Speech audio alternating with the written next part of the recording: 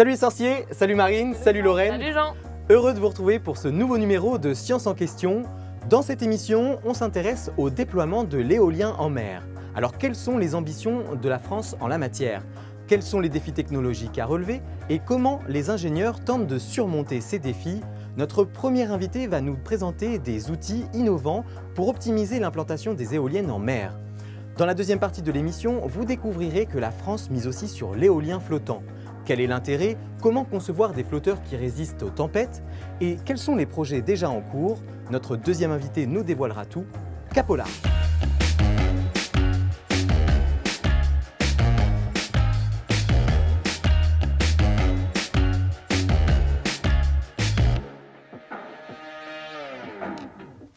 Ce que vous voyez là, c'est la toute première éolienne posée en mer de France. Elle a été installée au large de Saint-Nazaire et avec ses 79 autres jumelles, elle forme le premier parc éolien offshore du pays. Alors, on va voir ce que nous réserve l'avenir de l'éolien offshore avec notre invité du jour, Adria Borras-Nadal. Bonjour. Bonjour. Bienvenue sur le plateau de Science en question. Vous êtes chef de projet à IFP Énergie Nouvelle. Et pour commencer, est-ce que vous pourriez nous expliquer finalement quelles sont les ambitions de la France en matière d'éolien offshore? Si on pense à 2050, il y a des objectifs fixés par le gouvernement qui parlent de 40 gigawatts. Donc après, si ça ne parle pas beaucoup, on a du aussi... mal à se représenter, 40 Voilà. gigawatts, ce que ça peut donner. C'est vrai qu'un autre chiffre un peu parlant, et plus à 2030, c'est le fait de se dire que 40% de l'énergie qui va être produite va être produite grâce à du renouvelable. Donc dedans, évidemment, il n'y aurait pas que l'éolien, mais ça permet quand même de montrer, donc, évidemment, l'éolien serait une grande part, il serait pour une grande part, et donc ça montre vraiment l'ambition de changer la tendance, quoi. Et en France, on a un gros potentiel. On a 4 façades maritimes. Du coup, ça veut dire qu'on a la possibilité de déployer vraiment l'éolien offshore de façon assez massive? Oui, complètement. C'est vrai que de ce point de vue-là, c'est un très très gros potentiel par rapport à d'autres pays d'Europe et même du monde. Et donc là, on a les façades maritimes avec quelques projets déjà, donc celui de Saint-Nazaire que vous avez cité, on est content de le voir. En avril 2022, il a été lancé en avril 2022. Voilà. Est-ce qu'il y en a d'autres en cours actuellement? Oui, donc on peut mentionner en Normandie le projet de Fécamp, Courseulles-sur-Mer aussi. J'ai eu la chance de passer à côté et c'est vraiment en pleine activité là, donc c'est en train d'installer. Et en Bretagne, on a Saint-Brieuc aussi. Donc là, tout ça, on parle de projets offshore, donc en mer fixe. Après, on est très content aussi de voir qu'en Bretagne, en Sud-Bretagne, il y a un premier projet d'éolien flottant. Et en Méditerranée, on trouve aussi des projets? Alors voilà, en Méditerranée, aujourd'hui, on est encore au stade ce qu'on appelle les projets pilotes. Donc c'est vraiment des toutes petites fermes de parcs, 3 éoliennes, pour commencer à faire des preuves de concept. Mais oui, clairement, il y a une ambition forte aussi de se positionner en Méditerranée. Donc là, tous ces projets sont à des stades d'avancement différents, j'imagine. Oui. Par exemple, Fécamp, ça a l'air plutôt bien avancé par rapport aux autres. Complètement, ouais. Il y a ça, et puis ce qui détermine aussi beaucoup l'avancement du projet, c'est cet aspect fixe ou flottant, puisque dans le flottant, aujourd'hui, c'est une technologie qui est moins mature. Et il faut savoir qu'en France, on a beaucoup de façades maritimes à forte profondeur. Donc voilà, c'est ce qui fait qu'il y a des différentes vitesses au niveau des projets. Et comment vous intervenez, vous, à IFP Énergie Nouvelle, dans ces projets-là? Alors, comment on intervient à IFPEN? En fait, on intervient très en amont par rapport à tout ce qu'on voit là. Tellement en amont que parfois, on est même un peu détaché de ce qui se passe à l'instant T quand on parle des projets dont on parlait à l'instant. Pourquoi? Parce que en étant en amont, on se projette plutôt sur des projets qui vont arriver dans 3-5 ans peut-être.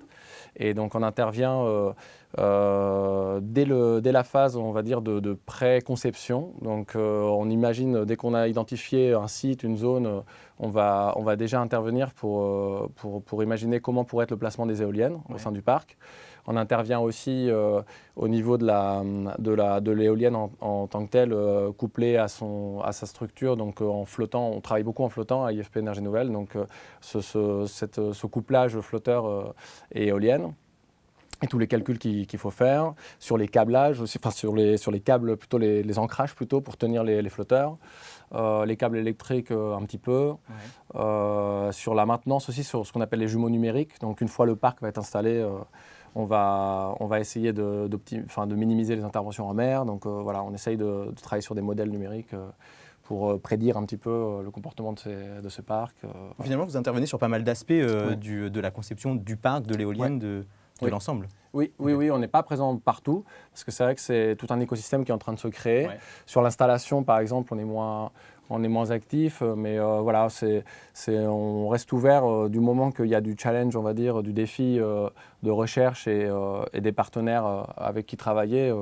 Voilà, on sent qu'il y a un besoin, et s'il y a un besoin et qu'on a les compétences, évidemment, on n'hésite pas. Alors, au moment de préparer cette émission, vous avez utilisé une expression qui nous a un peu intrigués. C'est l'expression écoulement laminaire. Oui. Du coup, on est allé dans la rue pour questionner les gens et pour leur demander s'ils savaient ce que ça voulait dire. Écoutez-les. Écoulement laminaire, non, je ne sais pas. Pas du tout, malheureusement. De l'eau qui coule dans un petit conduit. Je pourrais essayer de deviner, mais a priori, je ne vois pas ce que peut être un écoulement laminaire. Ça se passe dans l'eau ? Je vois bien quelque chose avec espèce de nappe phréatique et ce genre de choses. Écoulement laminaire, ça ne m'évoque pas grand-chose. Non, vraiment, je ne vois pas. Des couches qui, les unes sur les autres, qui coulent. Non, ça me fait penser à ruissellement, mais ça n'a rien à voir. Alors, Adria, il y a une dame qui parlait de couches. Est-ce qu'on s'approche de la bonne réponse ? Alors, j'aurais plutôt tendance à dire non. C'est vrai qu'en l'entendant, je me suis quand même posé la question, mais non. Il y a par contre une réponse de quelqu'un qui disait un écoulement dans un petit tuyau, je crois. Ouais. Ça m'a plu. Ça, c'est mieux. Mais globalement, voilà, il n'y a pas beaucoup de... Alors, précisez-nous finalement ce qu'on appelle un écoulement laminaire. C'est quoi d'un point de vue physique ? Alors voilà, donc l'écoulement laminaire, typiquement, on est en haut. On est en haut, c'est-à-dire que c'est un phénomène très théorique où on a vraiment... Enfin, ça existe dans la vie réelle, évidemment, mais c'est un écoulement qui est uniforme, qui n'a pas de... Voilà, contrairement au petit B que vous montrez en bas, qui n'a pas tout ce mouvement chaotique, donc on appelle les tourbillons, la turbulence. Ouais. Est-ce qu'on peut dire qu'un vent laminaire régulier comme ça, qui serait à peu près parfait, c'est dans l'absolu le Graal pour une éolienne, pour avoir un vent continu ? Alors, c'est intéressant comme question parce que oui, d'une part, si on raisonne que pour une seule éolienne. Parce qu'évidemment, quand on pense à une seule éolienne, on se dit il y a un vent qui est uniforme, qui est parfait, qui arrive à la même vitesse à tout point, sans turbulence, donc qui ne va pas avoir tendance à secouer, on va dire, la structure. Donc là, on est content. Là, on se dit, là, on va bien produire, on va maximiser la production, on est content. Mais ce qui est très intéressant, c'est qu'aujourd'hui, une éolienne toute seule, elle va produire de l'énergie, mais pas beaucoup. Alors que, enfin, en tout cas, moins que si on en met beaucoup ensemble. Oui, et donc là, ce qui est assez intéressant et peut-être un peu contre-intuitif, c'est que le fait de rassembler des éoliennes les unes derrière les autres, ou à côté, ou en tout cas à proximité, et si jamais on a un vent très uniforme, et derrière, on va avoir ce qu'on appelle le sillage. Et donc les éoliennes qui sont derrière, finalement, elles vont en pâtir. Alors qu'avec des turbulences, il y aurait du vent qui arrive un peu de partout. Exactement. Et du coup, où est-ce qu'on trouve les meilleurs vents ? Alors on les trouve justement en mer. En mer, c'est vrai que ce qui est intéressant en mer, c'est que... Alors en mer et en hauteur. Voilà. Il faut se dire aussi que par rapport à la Terre, on est quand même moins turbulent en mer. Donc quand même, dans l'ensemble, s'il fallait donner une réponse, on aime bien quand même quand c'est pas trop turbulent. Et donc en mer, on a des très bons vents, ils sont plus constants, ils sont plus forts en intensité, donc plus de vent, plus d'énergie. Ils sont plus forts en hauteur, c'est ça aussi ? Alors voilà, plus on va en hauteur au niveau du ciel, de la couche limite atmosphérique, ce qu'on appelle, et plus on a de vent. Donc c'est pour ça que vous voyez ces éoliennes qui ont tendance à grandir. Et à aller de plus en plus loin pour aller chercher des vents. Aller de plus en plus loin. Okay, voilà. Alors Adrien, une partie de votre travail consiste justement à étudier l'écoulement des vents pour optimiser l'installation et la disposition des éoliennes en mer. C'est ce qu'on va découvrir avec Lorraine dans La Science en Action. Alors Lorraine, Adrien, lui, les turbulences, ça lui fait pas peur. Non, et on va le voir, c'est quand même un défi dans votre travail, puisque votre travail, c'est ça. On va voir une image. qu'est-ce qu'on regarde là, Adria, et à quoi ça nous sert? Alors bon, déjà, cette image, c'est le fruit d'un collectif, hein, parce que cette simulation en particulier, c'est voilà, un collègue à moi, Frédéric Blondel, qui l'a générée avec un de nos outils de simulation qu'on développe en interne.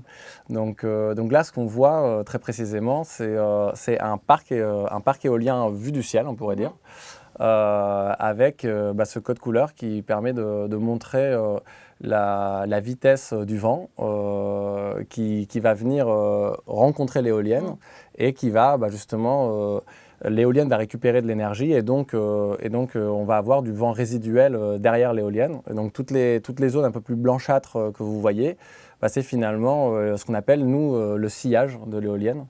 Donc voilà, et donc ces cartographies-là nous permettent d'évaluer ce qu'on appelle le déficit de vent, ce qui va se passer au sein d'une ferme en fait. Et donc comment mieux positionner?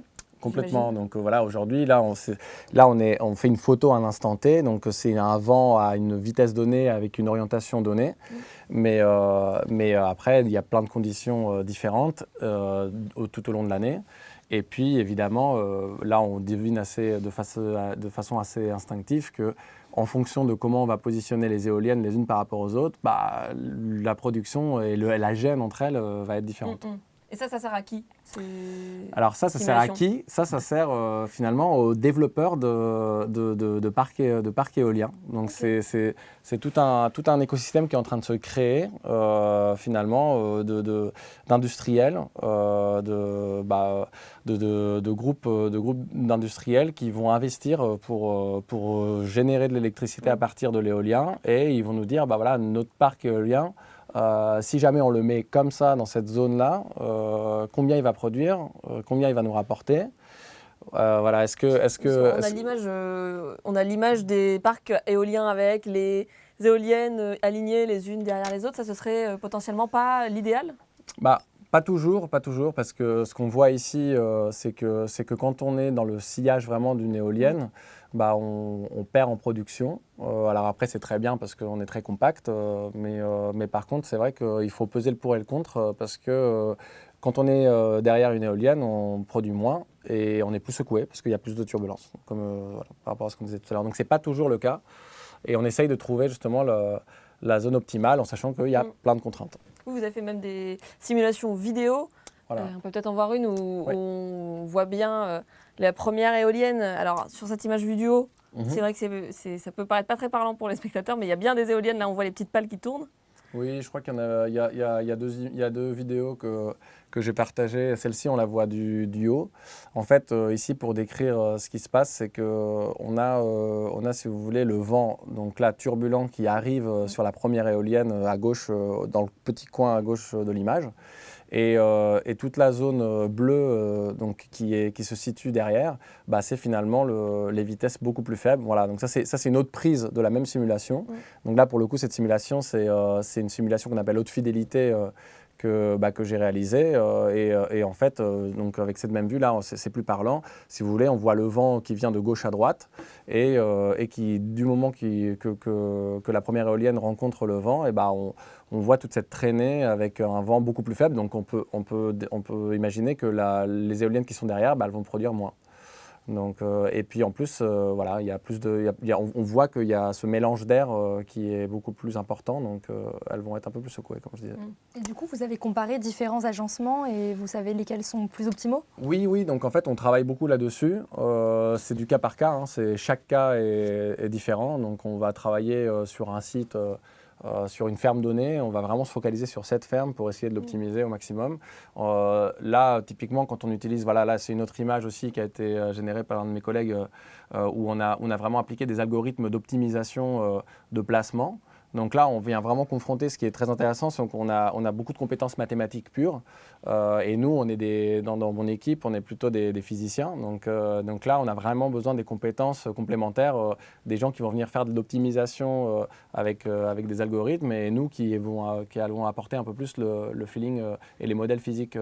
Donc ces simulations-là, il faut distinguer des simulations très coûteuses comme celles que je vous ai montrées tout à l'heure, Donc ça, évidemment, on ne peut pas se payer, entre guillemets, le luxe de faire plein d'hypothèses de placement parce que c'est très, très coûteux en calcul, en temps de calcul. Et après, on va jouer sur la précision des modèles pour balayer plus ou moins large, on va dire. Voilà. Entre un modèle qui n'est pas vraiment optimal et un modèle qui est beaucoup plus optimal, j'imagine qu'on a une différence de rendement. C'est quoi? C'est 2 fois plus, 3 fois plus ou Non, pas non. du tout? En fait, c'est vrai qu'on est plutôt sur des ordres de grandeur d'entre 1 et 5% de gains sur ce qu'on appelle le AEP en anglais, Annual Energy Production. Donc c'est vraiment la production annuelle moyenne. Mais en fait, il faut se dire qu'entre 1 et 5%, ça peut paraître très peu comme ça. Même pour nous, c'est un challenge aussi parce qu'il y a toute cette notion aussi d'incertitude dans ce qu'on fait. Mais en fait, ce qui se passe derrière, c'est qu'évidemment, d'un point de vue d'une ferme et de la production annuelle, on est en train de parler de très très grandes grandeurs, des grandeurs très importantes. Et donc de modifier ça de 3%, par exemple, en termes d'investissement et de rendement, c'est très significatif.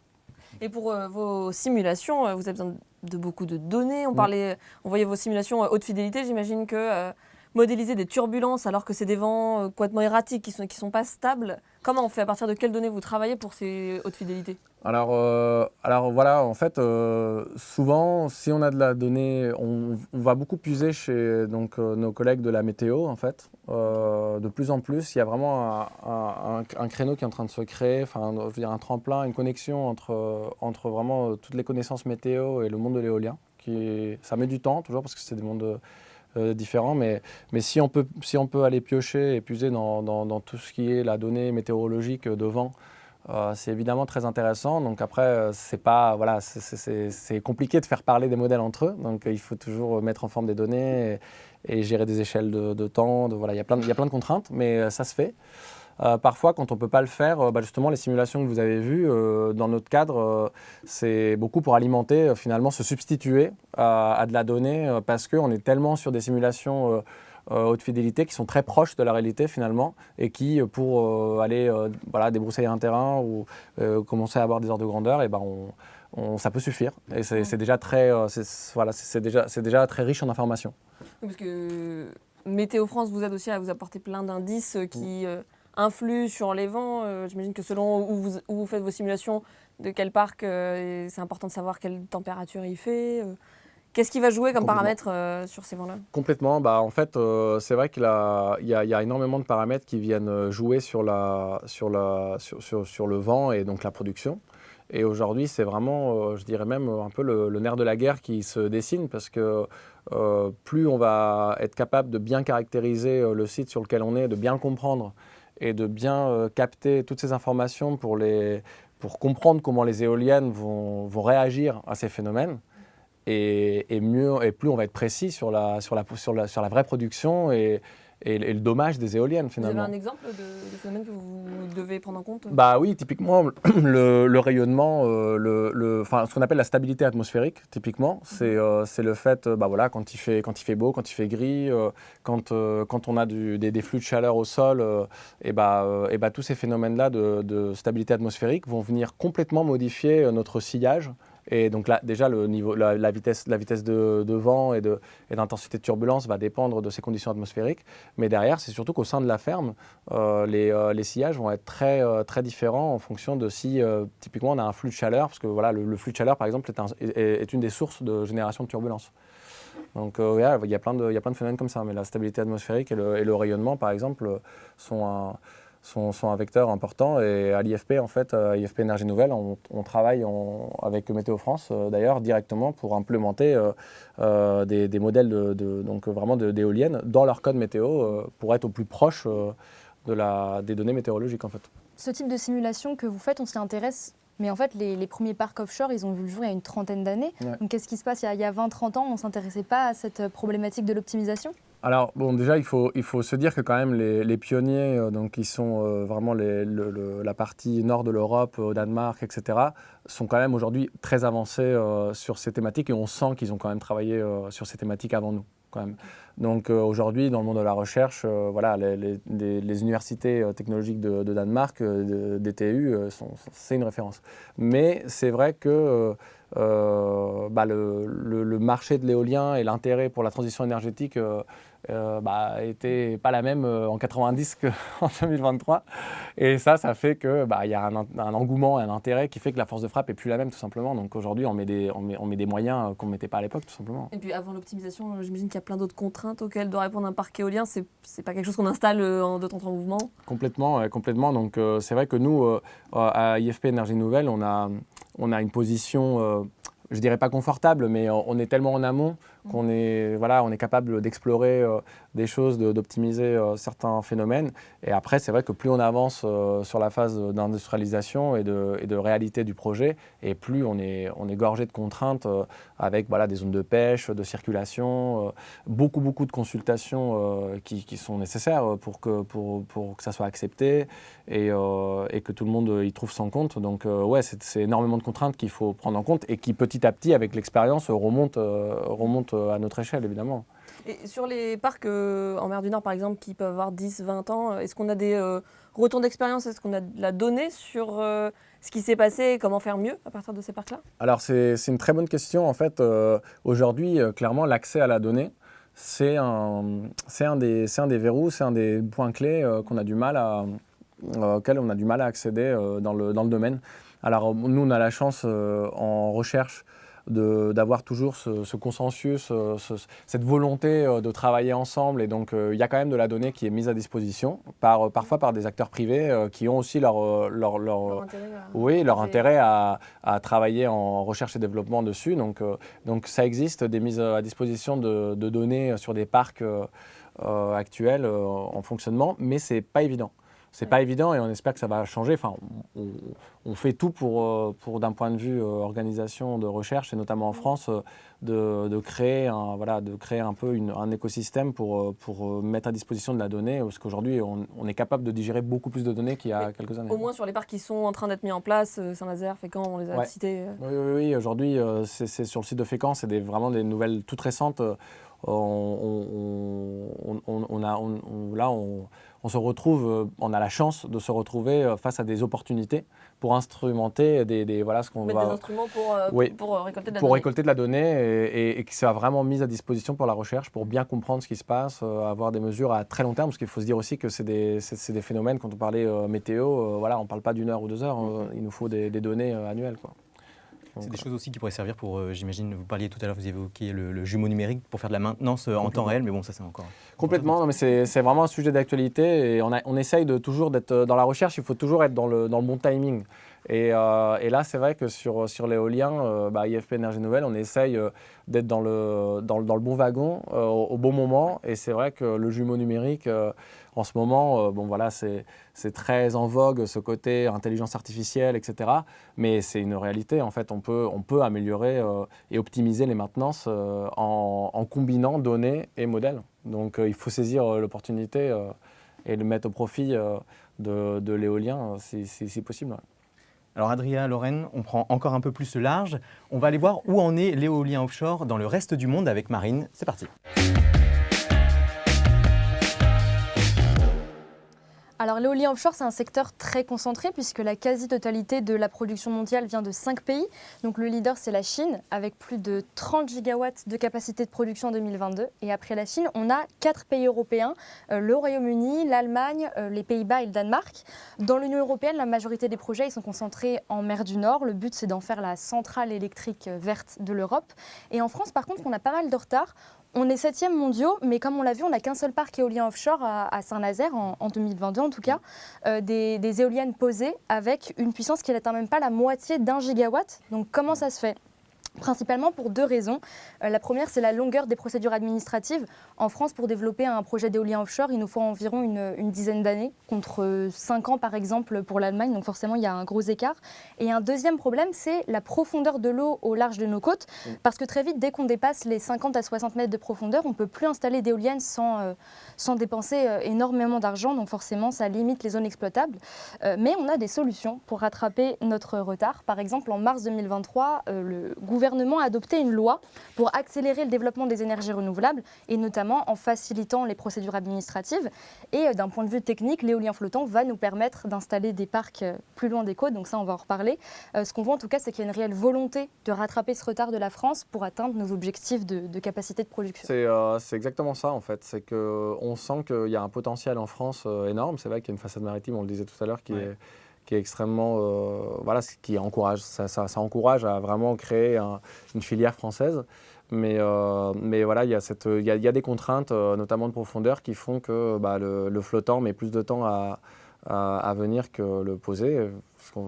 Parce que les fonds marins français, par rapport à, je pense à la mer du Nord, où il y a énormément d'éoliennes offshore, on sait qu'on dépasse très vite ces 50-60 mètres de profondeur nécessaires. Voilà, en fait, mis à part les sites qu'on a cités un peu au début, en Normandie, en fait, dès qu'on est Sud-Bretagne et puis en Méditerranée, on est tout de suite assez profond. Et il faut se dire que voilà, après 60-70 mètres de profondeur, même un peu avant, peut-être on en parlera tout à l'heure, mais il y a plus d'intérêt à mettre un flotteur qu'à aller chercher au fond de l'eau, où là ça devient quand même assez problématique. Donc oui, c'est un potentiel, il faut le voir comme un potentiel. On verra là, ça fait plaisir de voir qu'on facilite les procédures. Après, il faut prendre le temps aussi de faire les choses bien et de ne pas reproduire les erreurs du passé, on va dire, par rapport à l'ère du pétrole et des choses comme ça, quoi. Il faut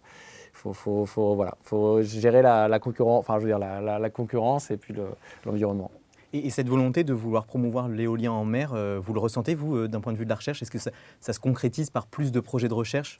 Franchement, oui. Franchement, il faut dire qu'il y a l'ADEME qui pousse, l'Agence nationale de la recherche aussi, l'ANR. Il y a France Relance aussi, France 2030. On voit qu'il y a quand même des signes, pour nous encourager et nous dire d'y aller. Et ça, c'est vraiment au niveau national. Après, il y a même au niveau de l'Europe aussi, où là, il y a aussi beaucoup d'opportunités et d'intérêts. Donc oui, il faut dire on se sent soutenu, clairement. Et Marine, elle citait pas mal de pays leaders et qui sont proches de nous, qui sont des leaders européens. Est-ce qu'il y a du partage qui se fait avec ces pays-là pour se tirer tous ensemble vers le haut, pour stimuler l'éolien offshore en France? Complètement, oui. Ça, c'est aussi une partie qui est très agréable du travail qu'on fait. C'est que, si vous voulez, on se situe quand même un petit peu avant la concurrence et le monde, on va dire, impitoyable du chiffre. C'est que ce qu'on cherche à faire, c'est quand même à bien comprendre les phénomènes, à faire les choses proprement du mieux qu'on peut avec des outils numériques ou expérimentaux. Et donc là, clairement, entre pays européens et entre universités ou en même industrie, on s'entraide. Dès qu'on peut, on s'entraide. Ouais. Merci Adria. Maintenant, on va s'intéresser à une technologie encore émergente, les éoliennes flottantes. Elles représentent un nouvel horizon pour l'éolien offshore, mais elles posent aussi un certain nombre de défis à relever, comme assurer leur stabilité, leur flottaison ou leur résistance. On fait le point avec notre nouvel invité. Il travaille avec vous, Adria, à IFP Énergie Nouvelle. C'est l'esprit d'équipe. Bonjour Vincent Lecor, bienvenue dans Science en question. On est ravis de vous accueillir. Bonjour. Alors, vous êtes chef de projet recherche et innovation à IFP Énergie Nouvelle, mais je crois que ça a évolué récemment. Oui, tout à fait. Je viens de rejoindre une filiale du groupe IFP Énergie Nouvelle qui s'appelle Greenwits, où je suis détaché. Et cette filiale a pour vocation à mettre sur le marché des solutions qui ont été développées au sein du centre de recherche. Alors, vous avez participé à un projet d'éoliennes flottantes en mer, le projet Provence Grand Large. Donc, ce sont des éoliennes qui sont installées au large de Port-Saint-Louis-du-Rhône, dans le sud de la France. Est-ce que vous pouvez nous expliquer quel est l'objectif de ce projet? Alors, ce projet a été mis en place comme une ferme pilote avec d'autres projets sur l'arc méditerranéen afin de démontrer la technologie de l'éolien flottant. En l'occurrence, il s'agit ici d'une plateforme à ligne tendue qui est développée avec notre partenaire SBM Offshore. C'est 3 éoliennes pour l'instant, c'est ça? Aujourd'hui, c'est une ferme pilote donc de petite capacité, qui comprend 3 unités de un peu plus de 8 MW chacune pour totaliser 25 MW. Alors vous disiez donc que ce sont des flotteurs d'un type bien particulier, des plateformes à ligne, comment vous dites? Tendue. À ligne tendue. Quel est le principe finalement? Le principe de ces plateformes, c'est d'assurer la stabilité grâce aux lignes d'ancrage. Il y a 3 grands On a un principes. schéma là, Oui, pour tout à fait. illustrer, pour montrer à quoi ça ressemble. Donc c'est un flotteur qui a une structure en treillis, une forme pyramidale. À chacune des extrémités, on trouve des éléments de flottaison importants. C'est les cylindres, ce sont les cylindres, exactement. Et puis au sommet de cette pyramide, on vient placer l'éolienne. Voilà. Et ce flotteur est placé à un niveau assez bas, sous la ligne de surface de l'eau. Et les lignes d'ancrage sont tendues de manière à assurer une très grande stabilité. Et tout ça est fixé au sol. Bien entendu, ces lignes d'ancrage sont au niveau du fond marin fixées grâce à des ancres. Les éléments de flottaison, c'est quoi? C'est comme des bouées? C'est rempli d'air? C'est un gaz Exactement, spécial? ce sont des grands caissons qui sont effectivement pleins d'air et donc apportent énormément de flottabilité à l'ensemble. La particularité de ce flotteur à ligne tendue, c'est qu'on va volontairement les placer sous l'eau, donc ils vont vouloir remonter et tendre très fort les lignes. Et tant que les lignes sont bien tendues, en fait, le flotteur ne bouge pas du tout. C'est quoi, c'est le principe de la poussée d'Archimède? Exactement. Donc c'est une poussée d'Archimède, mais qui est supérieure au poids du flotteur. Donc le flotteur veut remonter très fort. Et donc on disait tout ça est maintenu par des câbles, mais l'éolienne peut quand même bouger. Elle a un degré de liberté ou... Tout à fait. Il y a quand même de la flexibilité dans le système. Donc à cause des efforts déjà au niveau de la turbine, ici le moyeu de la turbine est à une centaine de mètres de hauteur, et également aux efforts de vagues, de la houle sur la structure. Alors, il existe d'autres types de flotteurs à part celui-ci. Pourquoi avoir choisi celui-ci en particulier? Quels sont les avantages? Oui, alors tout à fait. Donc peut-être ces 3 flotteurs qu'on voit là affichés, ils représentent un petit peu les 3 manières un peu académiques, je vais dire, de réaliser la stabilité d'une éolienne flottante. Donc en jouant sur 3 aspects techniques différents. Donc on a parlé de la plateforme à ligne tendue qui garde sa stabilité grâce à la tension dans les lignes d'ancrage. On peut également apporter de la stabilité simplement en écartant les éléments de flottaison, donc simplement une stabilité hydrostatique. Donc c'est le flotteur que l'on voit au milieu. Donc lui, ses lignes d'ancrage sont moins tendues, sont simplement qu'on dit en caténaire. Donc l'inconvénient, c'est que le rayon d'ancrage est beaucoup plus grand et que le flotteur va bouger un peu plus. Et puis celui de gauche, c'est un flotteur qui a une stabilité grâce à un système de ballast, c'est-à-dire que c'est un long cylindre avec beaucoup de masse au pied de ce cylindre. Et donc, un peu comme un bilboquet, il veut rester à la verticale à cause de ça. Mais là aussi, c'est un flotteur qui bouge un peu plus et a besoin de beaucoup de place pour installer les lignes d'ancrage. Alors je précise quand même là sur le schéma, on voit que les profondeurs ne sont pas respectées, clairement. Tout à l'heure on parlait avec Adria, donc l'intérêt du flottant c'est de pouvoir aller au-delà de 50 ou 60 mètres de profondeur. On peut aller jusqu'à combien Alors il n'y a pas de limite technique. On a été dimensionner des flotteurs jusqu'à 2000 mètres de profondeur. Maintenant, aujourd'hui, l'objectif, c'est de aussi faire baisser les coûts. Et les premières profondeurs d'eau auxquelles on se confronte, c'est au-delà de 100 mètres, de 100 à 200 mètres. Là, sur le Provence Grand Large, par exemple On est à 100 mètres de profondeur d'eau. Voilà. Bon alors ces flotteurs, ils ne sortent pas de l'esprit comme ça au hasard. Tout ça provient finalement de simulations. Vous utilisez pareil comme Adria des simulations assez complexes. À quoi elles servent vraiment concrètement ? Alors ces simulations, elles nous permettent de calculer l'ensemble des chargements que vont voir les différents composants de l'éolienne, du flotteur et des ancres durant l'ensemble de sa durée de vie. Alors, à la fois des chargements extrêmes, donc on va calculer ce qui se passe lors de la rafale du siècle. C'est ça qu'on appelle un chargement, c'est par exemple... Un chargement, c'est un effort, voilà, un les efforts au sein de la structure.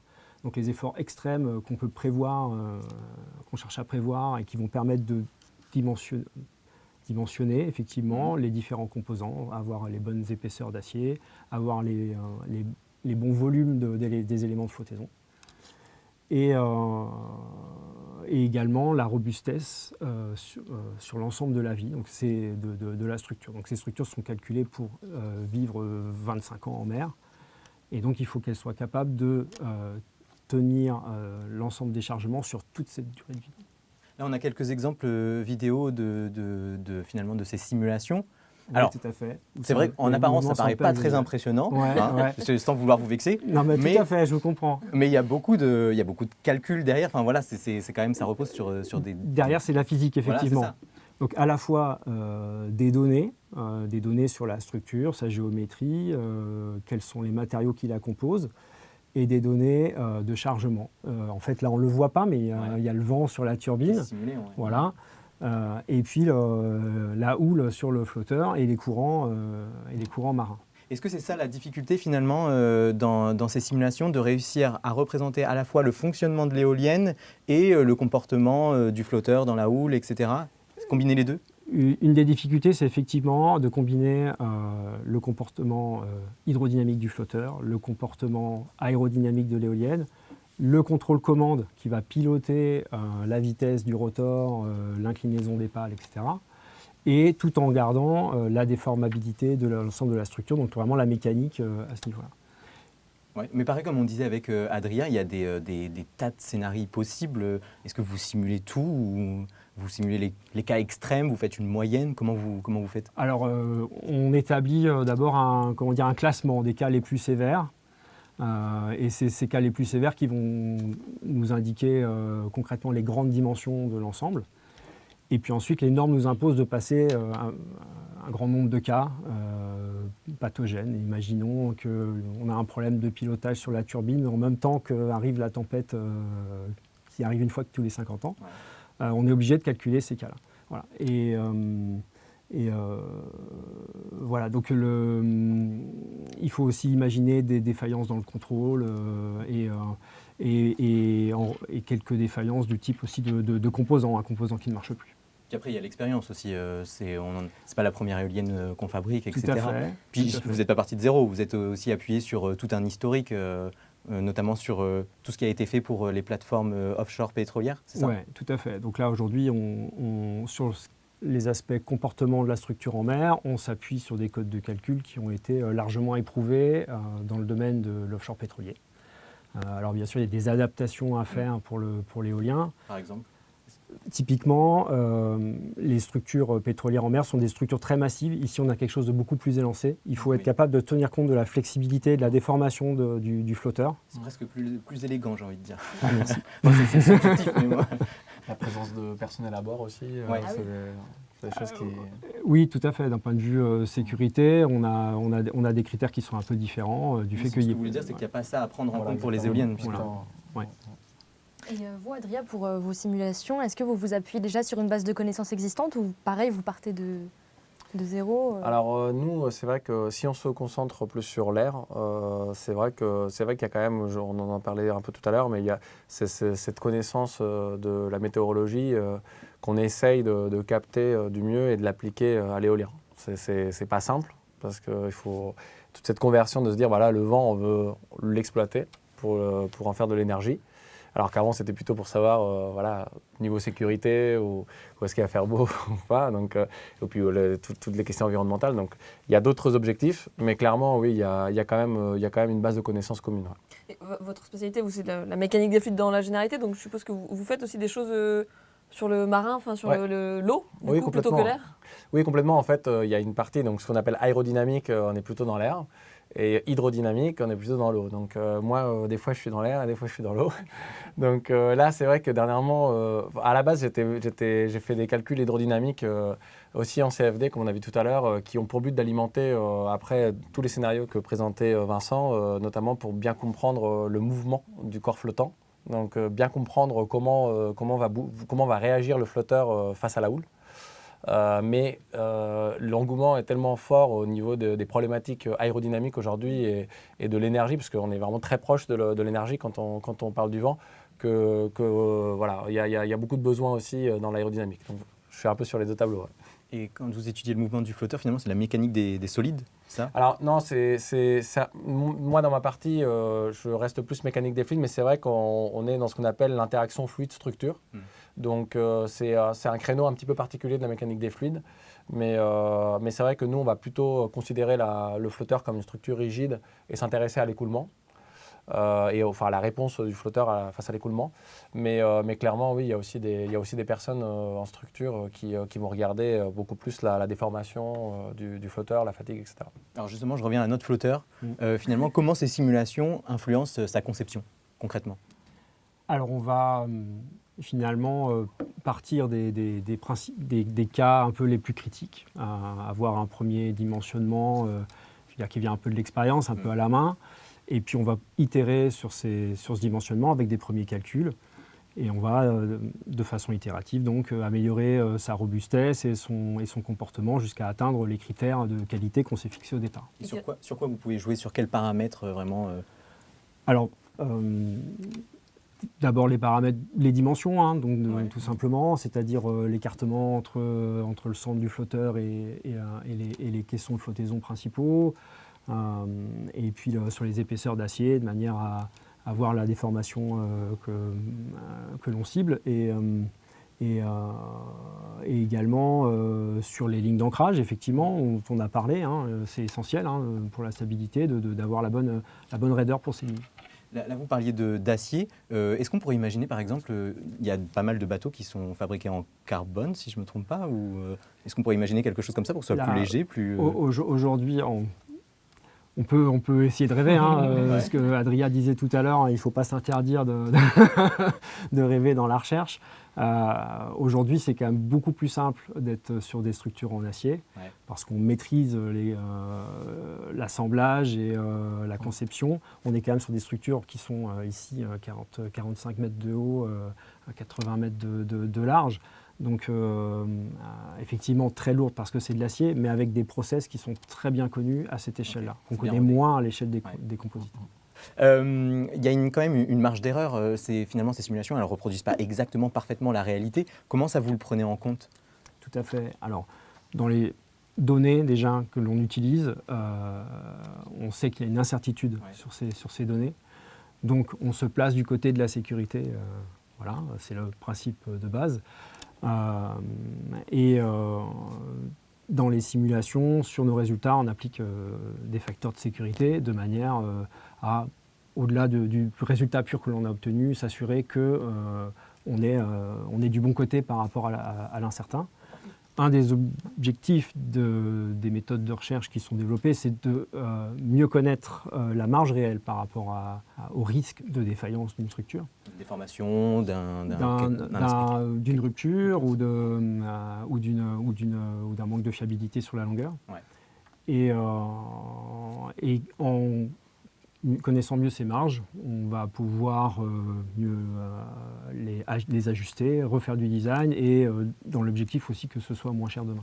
Est-ce que, petite question qui me vient spontanément, mais vous pouvez tester grâce à ces simulations la durée de vie aussi des éoliennes, accélérer le temps et faire sur 10 ans, voir le comportement et se dire dans 10 ans, voilà l'état de mon éolienne. Oui, tout à fait. Donc, alors là, on reparle aussi des aspects jumeaux numériques. On va vouloir récupérer des données en direct de ce que voient ces structures et les réinjecter dans des modèles de manière à rejouer finalement ce qu'a réellement vu l'éolienne et son flotteur, et de manière à avoir un état des lieux le plus précis possible de l'endommagement potentiel et le vieillissement de la structure. Est-ce qu'on sait ce qui lâche en premier dans une éolienne offshore?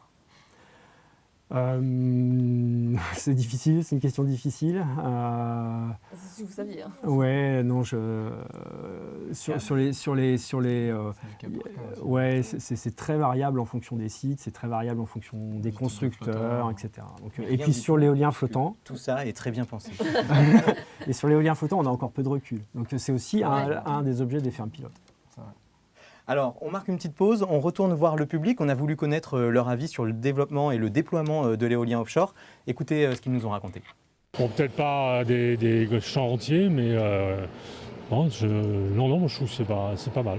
Je crois qu'on est dans une crise énergétique qui nécessite tous les moyens possibles et imaginables pour se passer du pétrole. L'île de Hierro, dans les Canaries, est devenue totalement autonome en électricité avec 5 éoliennes et un lac artificiel.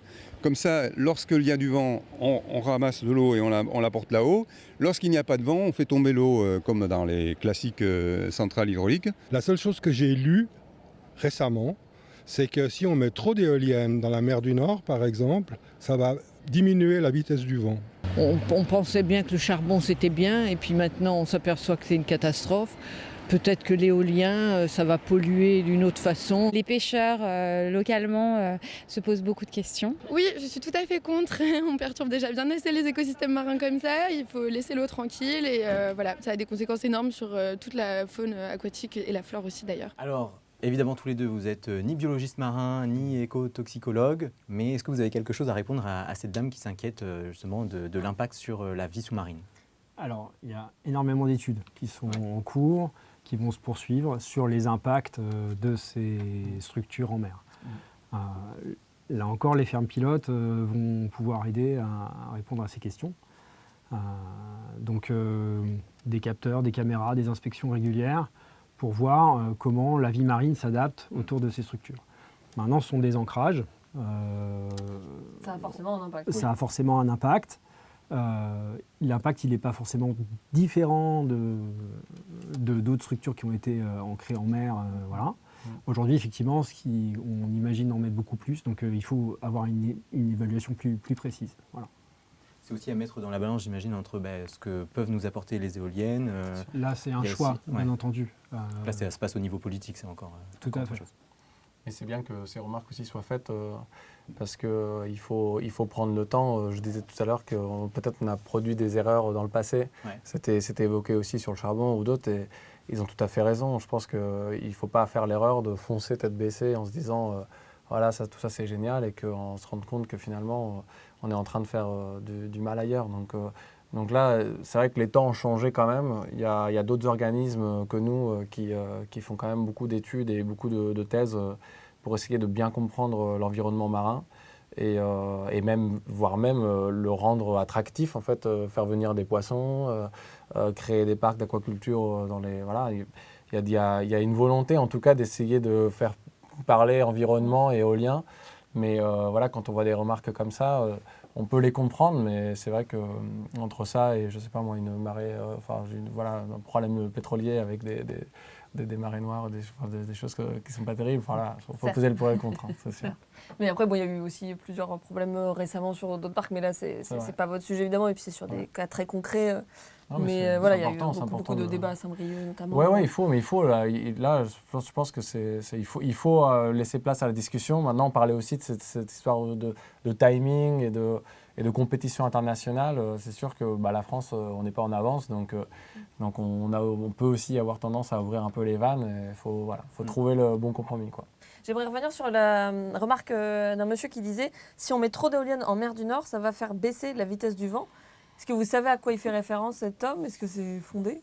Alors oui, c'est des questions là qu'on se pose. On va le regarder de plus en plus. Là, le phénomène dont il parle, c'est le phénomène ferme à ferme. En fait, c'est le fait de se dire qu'on parlait je ne sais plus l'expression de la mer du Nord, mais l'espèce de la centrale voilà. Verte. Donc c'est vrai que ça fait peur quand on regarde les projets en mer du Nord. On cherche la place pour mettre des parcs. Donc quel effet tous ces parcs vont avoir sur les ressources en vent? Est-ce qu'il va y avoir une sorte d'effet de blocage énorme qui va faire que dans ces zones-là, il n'y aura plus de vent, etc. Voilà, on y vient. Nous déjà, on a beaucoup parlé tout à l'heure du phénomène déjà. Le sillage. Oui, voilà, plus que de réfléchir à l'échelle d'une éolienne, de réfléchir déjà à l'échelle d'un parc éolien. Donc là, on est carrément à l'échelle du dessus de dire, on monte en échelle et c'est là où les modèles météo vont nous aider aussi parce que plus on monte en échelle, plus on se rapproche des phénomènes météo. Et donc là, il faut regarder ferme à ferme qu'est-ce qui se passe, est-ce qu'on vient altérer la météo locale, tout ça, c'est des sujets passionnants. Et là, pour le coup, on a de la chance d'avoir établi un partenariat avec Météo France qu'on essaye de maintenir. Donc là, clairement, on est actif. Ouais.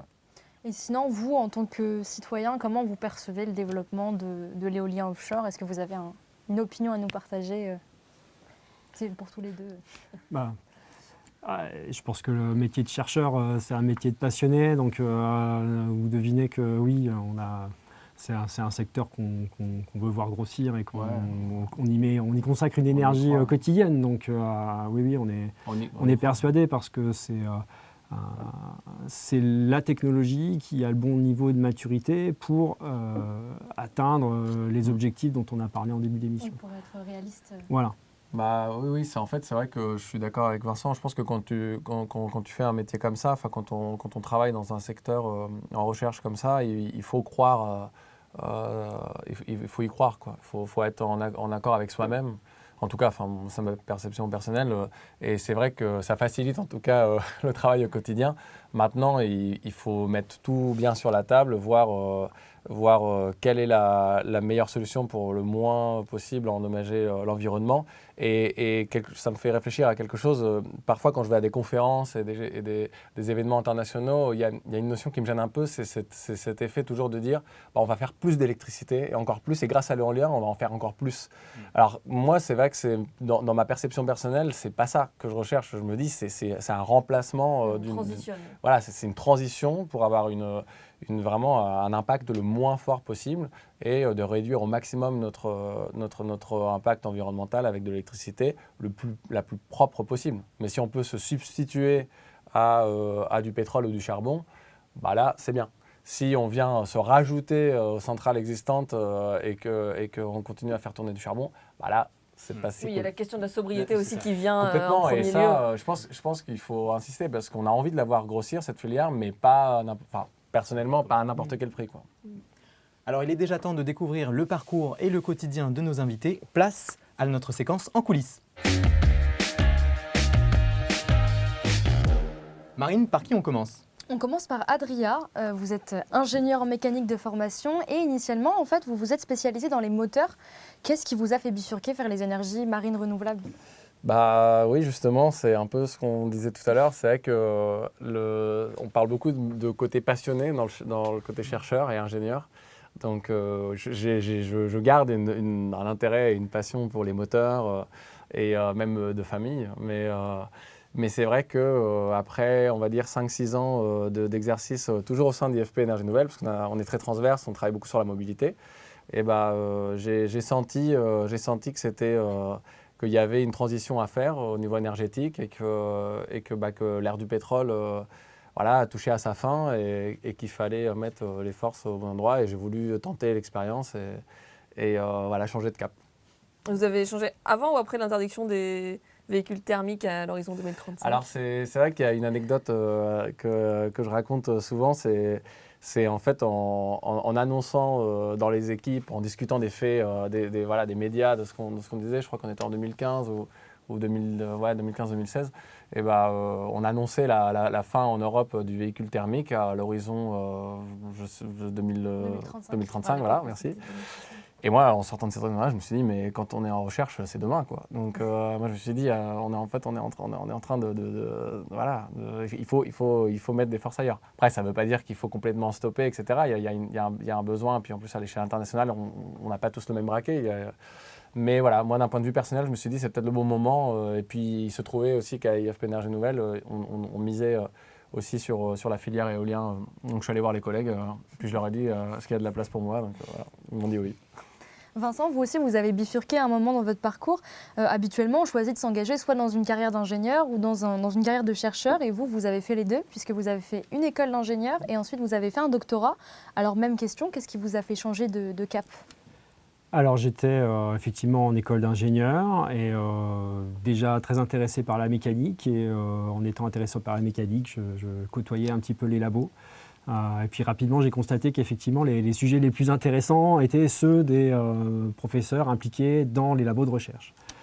Et puis j'ai eu l'occasion de faire quelques projets étudiants avec ces professeurs et c'est eux qui m'ont poussé finalement en me disant « mais tu as cette fibre de chercheur, essaye d'aller vers la thèse ». Et voilà, à un moment, il faut se lancer, donc c'est ce que j'ai fait. Alors pour mieux se représenter l'environnement dans lequel vous travaillez, on a quelques images des locaux d'IFP Énergie Nouvelle à Lyon. Aujourd'hui, vous, Vincent, vous êtes responsable de projet recherche et innovation. Vous gérez une équipe de travail, vous faites des comptes rendus sur les résultats. Est-ce que ça vous arrive de faire aussi un peu de technique, de simulation, on va dire, à proprement parler ? Oui, tout à fait. Et heureusement, je vais dire, parce que ça permet c'est toujours aussi plaisant de revenir à la technique. Moi, c'est ma passion aussi, donc ça permet de continuer à nourrir la réflexion aussi sur comment améliorer les choses et quoi faire demain. Donc à la fois sur la simulation, et puis aussi dans des laboratoires d'essai. On a la chance à Lyon d'avoir un laboratoire d'essai pour tester des structures que l'on a dimensionnées. C'est quoi concrètement? C'est des grands bassins Alors en l'occurrence là c'est plutôt des composants de mécanique des solides, donc plutôt des bancs de traction, donc des structures métalliques avec des vérins pour venir les tirer jusqu'à ce que ça casse et vérifier que ça casse tel qu'on l'avait prédit ou pas, et auquel cas on revient, on revient au calcul. Et voilà, c'est toujours aussi enrichissant. Adria, quant à vous, au quotidien, vous faites certaines tâches seules, donc travailler sur des simulations, on l'a vu, faire tourner des calculs, interpréter les résultats. Et pour d'autres activités, vous avez besoin d'échanger. Donc vous débattez des résultats avec vos collègues, vous cherchez des partenaires extérieurs pour collaborer sur des projets. C'est quoi le plus intéressant au final? C'est le travail tout seul ou le travail en groupe? Alors bon, déjà, seul, on peut rarement quand même travailler complètement seul. C'est vrai qu'il y a des tâches où on fait des simulations, on est plus indépendant, on a moins besoin des autres. Mais il y a quand même toujours un collègue pas loin parce qu'on se pose toujours des questions même quand on fait nos calculs dans notre coin. Mais après, c'est vrai que si je devais choisir, j'aime beaucoup travailler en équipe et bien que les simulations, c'est un peu comme disait Vincent, ça fait du bien de revenir, on va dire, à la base parce qu'on a tendance, plus on a d'expérience, plus on a tendance comme ça à les partager et monter des projets, aller voir les autres collègues, etc. Donc parfois on manque de temps pour faire des calculs, mais quitte à choisir, c'est vrai que j'aime beaucoup quand même collaborer, trouver des partenariats, monter des projets, animer une équipe, être facilitateur, faire que ça avance. Ça, c'est des choses qui sont très intéressantes. Ouais. Vincent, si on parle un peu de terrain, vous avez eu récemment l'occasion de visiter un chantier naval, donc celui de la construction des flotteurs pour le projet Provence Grand Large. Ça fait quoi de voir ça? Vous voulez nous raconter un peu ce qu'on ressent? Oui, alors j'ai eu la chance effectivement de visiter le chantier avant la mise à l'eau des flotteurs, donc ils étaient à quai. Donc avec 45 mètres de hauteur, quand on s'approche du chantier à quelques kilomètres, on commence déjà à les voir, donc il y a beaucoup d'émotions, parce qu'effectivement on y a passé beaucoup d'heures de travail. Et puis, même si on connaît un peu par cœur ces structures, une fois qu'on est au pied de ces flotteurs, on est un peu perdu parce qu'on a l'habitude de les voir en simulation sur un écran avec des points de vue très différents. Et là, on est comme une fourmi au pied des flotteurs et on met un peu de temps à retrouver les différents éléments qu'on connaît. Et puis passer cet instant-là, finalement, c'est le chercheur qui reprend le dessus et qui retrouve les détails de ce sur quoi on a travaillé. Et donc oui, un grand plaisir de pouvoir voir matériellement ces objets. Avant de se quitter, on a demandé à nos deux invités de nous partager leur passion. C'est le coup de cœur des invités. Alors Marine, je crois qu'on reste les cheveux dans le vent. Oui, tout à fait. Adria, vous avez un point commun avec les éoliennes, puisque parfois, vous aussi, vous utilisez le vent pour vous déplacer. Vous faites de la planche à voile sur votre temps libre. Ça fait de vous un véliplanchiste, j'ai appris le mot pendant mes recherches. Qu'est-ce qui vous a incité à commencer la planche à voile? C'est lié à votre métier? C'était à l'époque, j'étais pas encore ni motoriste ni ingénieur en éolien, en mécanique des fluides, j'étais encore au lycée. Mais voilà, j'ai toujours eu un intérêt pour les sports maritimes et mon grand frère en fait faisait de la planche à voile et c'est vrai que les sensations qu'on a sur une planche et le fait de gêner personne, d'être là juste avec sa planche et d'aller chercher le vent et de planer, je pense que voilà, les gens qui font de la planche à voile me comprennent, c'est même addictif comme sport. Attention à ne pas se prendre une éolienne quand même. Alors voilà, bon, je ne vais pas suffisamment loin pour me prendre des éoliennes, je pense, mais je reste quand même près des côtes. Mais voilà, actuellement, là, en ce moment, j'ai pas beaucoup le temps de le faire et puis il faut être géographiquement bien situé. Mais non, c'est un sport que j'espère pouvoir reprendre assez vite et continuer. Il y a beaucoup de véliplanchistes dans votre corps de métier. Oui, non, mais c'est vrai que ça me fait un peu sourire parce que quand j'ai fait ce changement de cap entre motoriste et là, dans le domaine, quand je suis parti dans le domaine de l'éolien, je me suis rendu compte que finalement, c'est vrai qu'il y a beaucoup d'ingénieurs comme ça. Quand on parle un peu de ces hobbies, il y a beaucoup d'intérêt avec la mer. Le vent, la voile, il y a pas mal de gens qui font de la voile dans le domaine en fait. Vous, Vincent, vous gardez les 2 pieds sur terre puisque sur votre temps libre, vous faites du volleyball.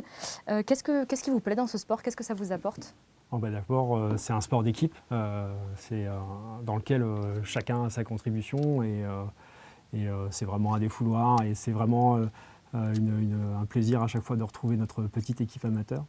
Et on fait un petit peu de compétition et je trouve que vraiment ce qui est étonnant, c'est de voir à quel point une équipe peut se transcender dans un environnement un peu challenging, un peu avec des objectifs comme on peut en avoir en compétition en sport.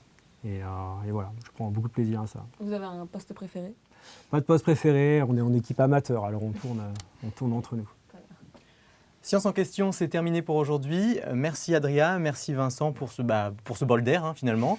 Merci à vous d'avoir regardé Science en question. On se retrouve bientôt pour d'autres belles découvertes scientifiques. Ciao les sorciers!